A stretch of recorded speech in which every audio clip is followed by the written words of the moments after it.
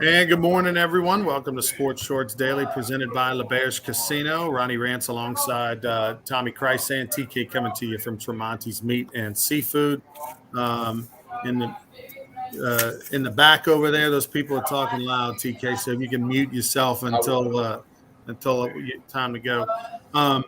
So today on Sports Shorts Daily, we're going to talk a little bit about not only LSU baseball, where the Tigers are taking on the Auburn Tigers, the War Eagles, if you will. Auburn is coming off of an impressive winning 2 out of 3 at South Carolina this past weekend.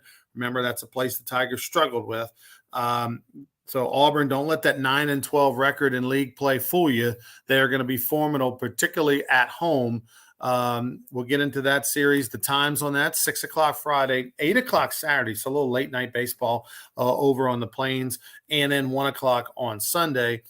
The Kentucky Derby is this Saturday. Tommy's going to give you his pick to win some money. We'll talk a little bit about the Kentucky Derby. Remember when it used to be just one of the biggest sporting events in the world, kind of like the Indy 500, like the Kentucky Derby and Indy 500, both in the month of May, were just like specialty events that were must-watch TV. Well, not so much anymore. Ohtani sets an unbelievable record in Major League Baseball. He gets second all-time, and we'll tell you in a category that's the case. And it goes back to my Paul Skeens argument. I'll tie in Skeens and Ohtani here in a minute. But in NBA basketball tonight, the must-watch series that is the Lakers and the Golden State Warriors. Lakers won game 1. Warriors a 6.5-point favorite tonight. They've got to win. They're at home. I think they will win. Don't know if they'll cover, though. Let's bring in TK, Tommy Christ, over at Tremonti's Meat and Seafood. Good morning, Stephen Miller, and everybody else. Please like and share this video. I want to talk Kentucky Derby for a minute. I'll be honest with you. Full transparency. I forgot that the Kentucky Derby was this Saturday until last night. I happened to be looking at my phone, ESPN app or something like that, and I did not realize the Kentucky Derby was Saturday until last night, Tommy. How things have changed, because that used to not be the case. Yeah, really. I mean, I'm like you. I used to get a little more excited about it, a little more aware of it. You read the stuff the week before. But I got a good buddy, Chad Schecksnyder, who has a podcast called Fairgrounds Racing, based in New Orleans at the Fairgrounds. He's the horse race guru for me. He and Mike Diliberto, Buddy's son, do a podcast, and Mike Diliberto does stuff out at the Fairgrounds. Imagine that. Buddy was at that track about every day. Big time track guy, yeah. Yeah, so, but Chad, he's got a podcast, which I'll share for everybody this weekend if you're into the Derby.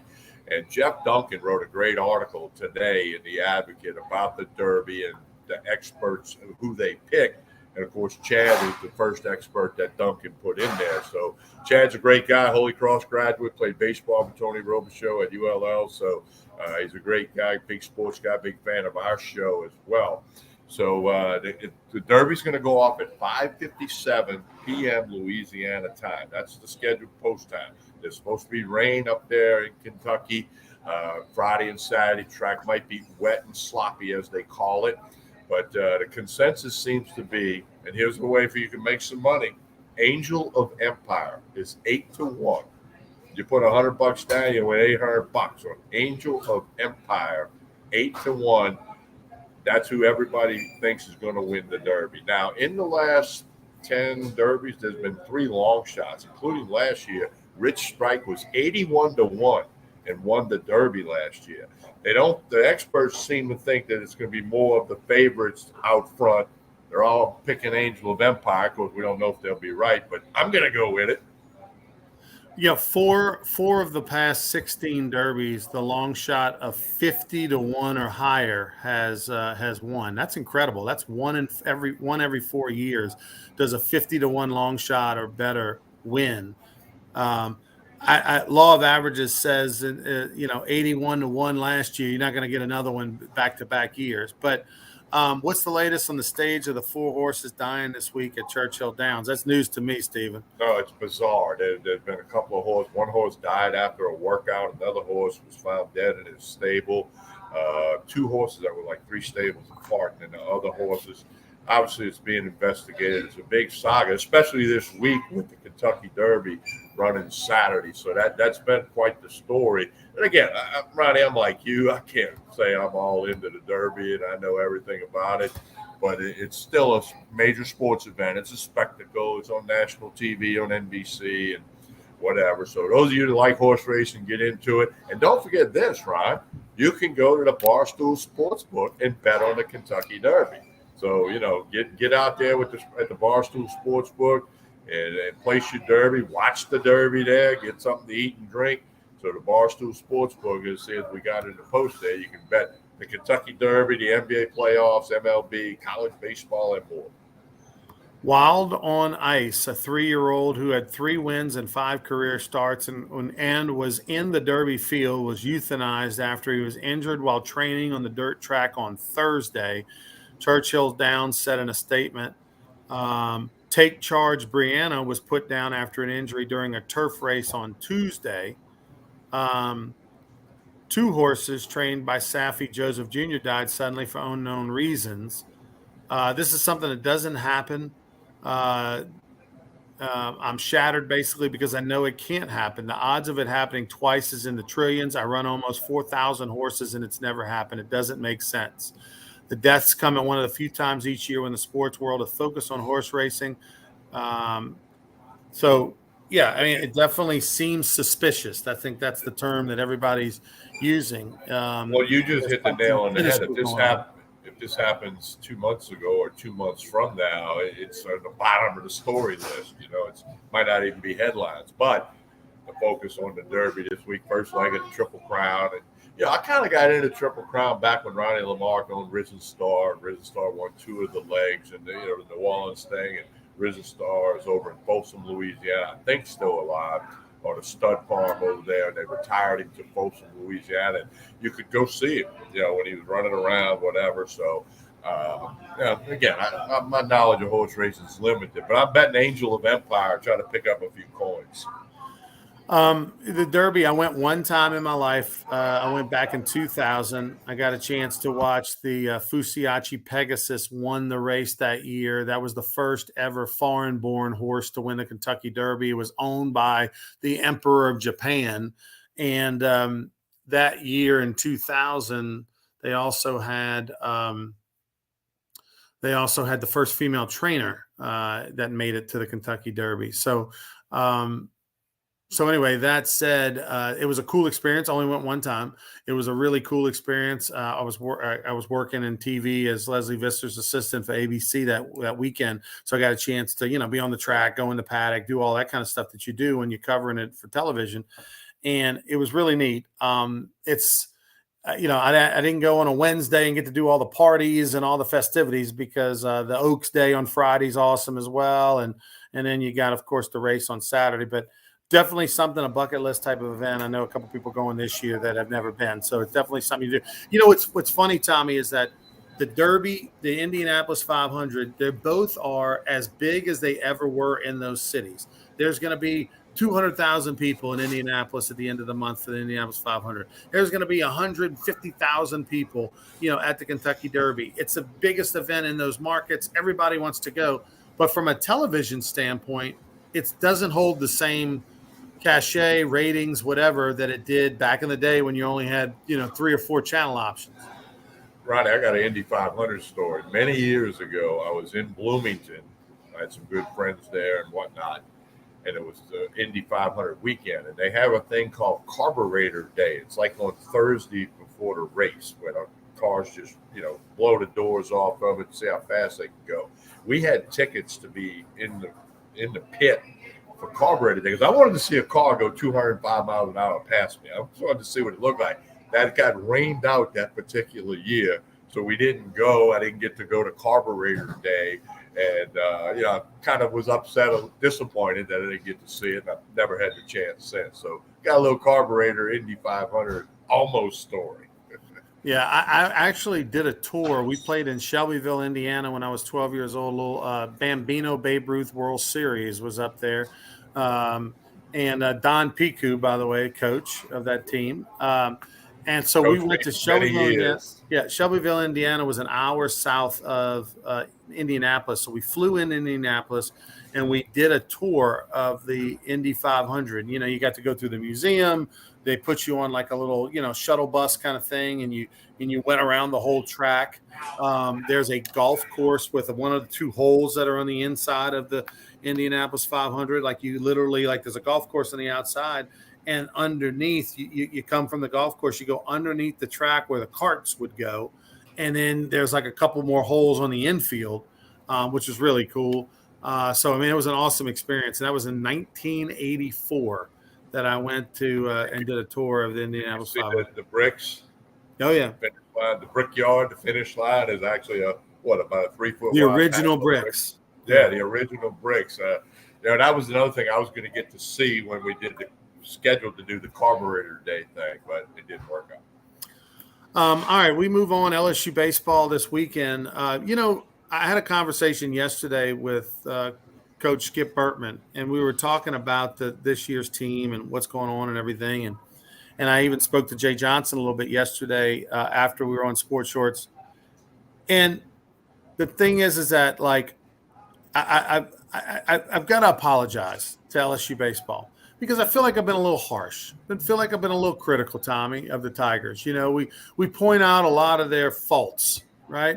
We point their flaws. The Shores is out for the year and Edwards is out the year. And, what is that going to mean? Can y'all please do a show this week from the Tickfaw 200? A lot of good athletes at the prop stop. No question about that. I definitely would not going to be there. Chris going to be in Miami at the Miami Grand Prix, by the way, going to that, leaving tomorrow morning, going to be covering going to the Miami Grand Prix. Chris, you'll have to hold down the Tickfaw without me. Although a lot of great talent there. But I'll say this. I feel like I've been a little harsh, been a little critical of LSU baseball, because we point out all the things they aren't. They don't have Shores, the closer. They don't have Edwards, the closer. Christian Little's been not as good as we thought he would be. Hurd's been not a guy that we thought he'd be a rotational guy, and Riley Cooper's not pitching to where he did last year, and Ackenhausen's been hurt, and so we point out all those flaws and things, and Neal's out with an injury and everything. But what we don't is they won 7 in a row, that their offense is fantastic. We don't point out maybe some of the guys that have stepped up. So I'm going to say this. I was a little critical of them, but the reason I'm apologizing is because it's not that anyone said to me. It's because I've started to realize that, wait a minute, when you look around the league, as LSU baseball's not as good as they could be had they been healthy and had everybody played up to their expectations. They're not as good as we thought they were going to be. We thought they might be considered the greatest college baseball team of all time. That's not the case. They're not Tennessee from a year ago based off of their stats and things. But what they are is potentially the best team in the country, because no one's perfect this year. You look around, Vanderbilt got swept 2 weeks ago. Florida got swept. Arkansas got swept. Could you imagine LSU baseball get swept? They haven't been swept. They haven't lost a series all year. So I think that LSU is not as good as we hoped they would be, and probably could have been had they been healthy and everybody played up to their capabilities. But they may still be the best team in the country, because I don't think anybody is Tennessee a year ago or any great teams, epic teams of the past. And from that standpoint, yeah, when Skeens doesn't pitch, LSU still can probably win the series and outslug you 11-8. Well, I think you hit the nail on the head. They haven't lost a series. Okay, now I don't have all the conference standings in front of me, but I'm going to venture a guess that there's no other team that has not lost a series. That's correct. Okay, throughout their conference schedule. I don't care if it's the Southland, the Sun Belt, whatever it might be. There's nobody that's not lost a series. Now, maybe somebody can prove me wrong on that, but I bet more than a Diet Coke that that's the case. However, LSU, and that might be why they're staying number one in every single poll, and it's like 4,000 college baseball polls. So, I'm listening to what you're saying, and they're the best team in the country. I think they're going to be in Omaha, and I think they got a great shot to win it, and might very well win it. But, we're guilty, like a lot of people. You find the things that aren't right, Okay, here we go. I just got corrected. Wake Forest has not lost a series. That's not in the SEC. You said SEC. Well, no, I said any conference. Oh, I said okay. any Well, no, conference. I mean, Thank you, definitely. Stephen, for correcting me. And they got the big stud pitcher, but Yeah. So in the SEC, which let's face it, I mean, most of the champions are going to come out of the SEC. Not a law, but that's what we're talking about right now. Vanderbilt, who, by the way, they play at Alabama this weekend. We'll see if Alabama can really swing it. There's no doubt about that. But Vanderbilt last week, against Kentucky at home, got back on the horse and swept the Wildcats. But the weekend before, Vanderbilt got beat by Tennessee. And by the way, Vanderbilt a half a game ahead of LSU. They're 16-5. LSU's 15-5. Vandy, if you're wondering what they have down the stretch, they're at Alabama. In my opinion, Alabama's going to take one for sure from Vandy. They are that good of a team, particularly at home. I would expect that they would. Vandy's got to go to Florida, so they go on the road at Alabama, at Florida, and then they finish at home against Arkansas. So Vandy's got a very difficult schedule than their last 9. I mean, if they go 5-4 in their last 9, that would be unbelievably impressive, and they'd be at 21 wins. LSU, on the other hand, we'll tell you LSU's schedule here down the stretch. The Tigers find themselves in a situation where they go, of course, at Auburn. And even though Auburn's 9-12, don't sleep on them. They won 2 out of 3 on the road at South Carolina last week, so clearly they're feeling confident right now. Then they take on Mississippi State at home, who's not good. And then they play at Georgia, who's mediocre. So would you rather be Vandy on the road at Alabama and at Florida and then at home against Arkansas, or would you rather be at Georgia, at Auburn, and play Mississippi State at home? So LSU has the easier path. In my mind, LSU is going to go 7-2 in their last 9 games. By worst, statistically, based on what they did this year, 6-3. So if they go 6-3, Tommy, they're at 21 wins. If Vandy goes 5-4, they're at 21 wins. And LSU wins the outright. LSU wins because they got one less game. Right. Right, because of that rain out at South. So look, if LSU just takes care of business and wins 2 out of 3 in their next 3 series, they're going to go 6-3. I really think they're going to go 7-2 though. So I mean, and going into the season, remember we kind of joked on this show the over/under was 20 wins for LSU and SEC, and I took the over. I thought LSU would be over 20. 20 gets you normally the West and the title. I thought LSU would probably be over and somewhere around 22, 23 wins. And so they're trending in that direction, although it's a weird route that they took. Yeah, so we'll see how it plays out. And again, on the road, and LSU's schedule, we talked about it weeks ago, the back half of the schedule, less difficult than the front half, but it's all difficult in the SEC. All right, last thing before we go here, Ohtani. Ohtani, you've got an apology, don't you? Yeah, a year or so ago, I thought he was overrated, and I didn't think he'd be able to sustain being a pitcher and a hitter in Major League Baseball. We've seen guys do that at the collegiate level, but I'm thinking, okay, Major League's a little bit different. And Rooster Southall, the coach of the Rougarou, told me, no, this guy's the real thing. He's the greatest player ever. Rooster told me that a month or so ago. But what he's doing, pitching and hitting, is phenomenal. If he was just doing one of the two, it would be phenomenal. He's doing both. He has now become the only person in Major League Baseball, along with Babe Ruth, to have 500 strikeouts as a pitcher and 100 home runs as a hitter. This year, Ronnie, he started 7 games, and he's only given up 16 hits in those 7 games that he started. And in those 7 games, he's got 12 hits. He's almost out-hit the opponent by himself. So, Shohei Ohtani, if somehow you're in a city where he's pitching, buy a ticket, get on out there, or at the very least tune in on TV. Listen, I agree with everything you just said about Ohtani. And for the life of me, and look, if LSU wins the national championship, then doesn't matter, doesn't matter. But the fact that Paul Skeens isn't even swinging a bat. He's not a pinch hit option. He's not a DH option. He's not, hey, we're only going to let him hit in May and June or whatever. Like, you're talking about a guy who's a major league prospect as a hitter. We're talking about a guy that probably would be the 3rd best hitter on this team next to Cruz and White. And so you're not giving yourself the best chance to be successful to win a national championship. You might be doing what's best for that guy to make sure he doesn't take a pitch off the elbow, and because he's going to be the first or second pick in the draft. Maybe the best for him, but it's not what's best for LSU baseball, the fans, and to try to hang a banner. I'm really curious. I'd love to be a fly on the wall to know the backstory, and we will one day, as to what happened with that. Was that a Paul Skeens decision? Was that a Paul Skeens' agent decision? Was that a Jay Johnson decision? Did Jay Johnson say, Paul, I couldn't sleep with myself, I put at night if I knew you got hurt? And he was like, no, coach, no, I want to hit. No, come on, I want to help the team. And no, Paul, I'm doing this. Like, I want to know how it went down. I'm curious how it went down. Well, as you know, I was out there this fall more than a few times, several times. And he tore the cover off the ball. He hit some missiles out of the park. Oppo line drive that landed in your seats in the right field bleachers that, was a line drive. It wasn't a home run, big fly, as they say. So, when he was hitting, I remember Coach Bergman and Coach Canterbury saying, man, this guy's an unbelievable hitter. It's amazing. Because after he hit that Oppo line drive out of the park into right field, his next time up, he hit a line drive back through the middle that almost took the head off the pitcher for, another hit. So, I'm like you. I want to one day learn the backstory on that.